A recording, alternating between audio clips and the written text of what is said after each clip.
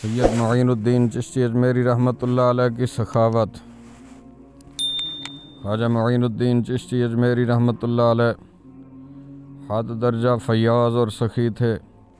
آپ کے خاص مرید خواجہ قطب الدین بختیار کاکی رحمۃ اللہ علیہ فرماتے ہیں، میں نے تقریباً 20 سالوں تک آپ کی خدمت کی۔ میں نے کبھی کسی سائل کو خالی ہاتھ آپ کے در سے واپس جاتے نہیں دیکھا۔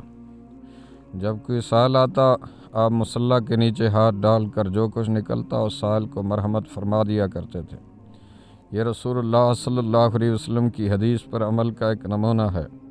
اہل دل اللہ والوں کی شان یہی رہی کہ وہ ہمیشہ غریبوں اور محتاجوں کی داد رسی کے لیے خود کو تیار رکھتے تھے۔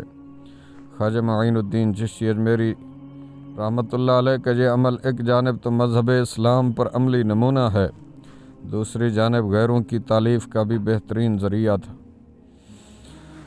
خواجہ معین الدین چشتی اجمیری رحمۃ اللہ علیہ نے اپنے مایہ ناز شاگرد اور مشہور زمانہ بزرگ شیخ قطب الدین بختیار کاکی کو اپنا روحانی جانشین مقرر کیا اور اپنے علوم کی نشر و اشاعت کے لیے سیر و سیاحت کی اجازت مرحمت فرمائی۔ اس وقت تک چشتیہ سلسلہ تقریباً اجمیر اور اطراف کے علاقوں میں منحصر تھا۔ شیخ قطب الدین بختیار کاکی نے دہلی کو اپنا مسکن بنایا اور یہاں سے اپنے شیخ خواجہ معین الدین چشتی اجمیری رحمۃ اللہ علیہ کے علوم و معارف اور روحانی فیض کی اشاعت کا فریضہ انجام دیا۔ آپ کی بے لوث خدمت نے شیخ فرید الدین گنج شکر رحمۃ اللہ علیہ جیسا گوہر نایاب آپ کی جھولی میں ڈال دیا، جنہوں نے روحانی معارف کو ایک نئی سمت عطا فرمائی۔ شیخ فرید الدین گنج شکر رحمۃ اللہ علیہ نے اپنے شیخ سے حاصل کردہ علوم و معارف کو کما حقہ محفوظ رکھا اور عوام کو اس سے مستفید کرتے رہے۔ آپ کا حلقہ ارادت بسرعت چہار جانب پھیلتا چلا گیا۔ آپ کی مخلصانہ کاوش اور رحمت الہی نے آپ کو شیخ نظام الدین اولیاء جیسا روحانی فرزند عطا فرمایا، جنہوں نے اکناف عالم میں اپنے شیخ اور اس کڑی کے مبتدی خواجہ معین الدین چشتی اجمیری رحمۃ اللہ علیہ کے علمی ورثے کو ہمیشہ ہمیش کے لیے زندہ و جاوید بنا دیا۔ شاہان مملکت خواجہ معین الدین چشتی اجمیری رحمۃ اللہ علیہ کے دربار میں آتے،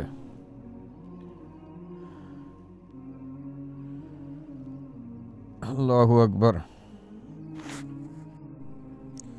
حضرت خواجہ نظام الدین محبوب الہی آپ نے بھی اپنے شیخ کی بارگاہ میں بڑا وقت گزارا۔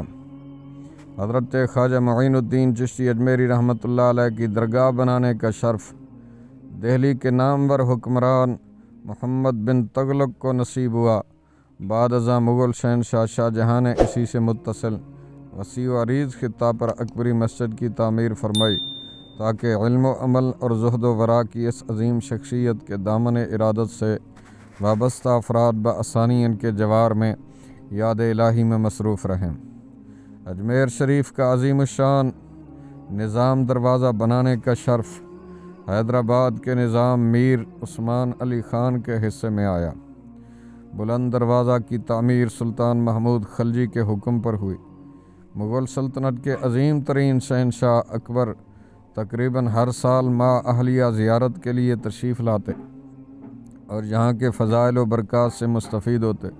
یہ ایک طویل سلسلہ ہے جس میں شاہان ہند نے اپنی عقیدتوں کا اظہار مختلف طریقوں سے کیا۔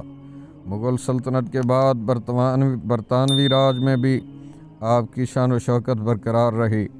آپ کے معتقدین گوشہائے عالم سے اپنی عقیدتوں کا اظہار کرنے کے لیے تشریف لاتے رہتے ہیں۔ آزاد ہندوستان میں ہر سال ماہ رجب میں 6 رجب المرجب یوم وصال ہے اور اس کے موقع پر حکومت ہند کی جانب سے تبرکات کے حصول کی نیت سے چادر پیش کرنے کی روایت بھی برقرار ہے۔ مختلف ریاستوں کی جانب سے بھی چادر پیش کی جاتی ہے۔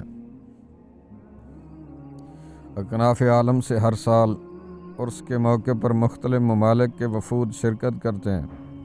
کئی ممالک کے سربراہان مملکت خواجہ معین الدین چشتی اجمیری رحمۃ اللہ علیہ کی بارگاہ میں حاضری دینے کے لیے تشریف لاتے رہے۔ اور یہ سلسلہ آج بھی جاری ہے۔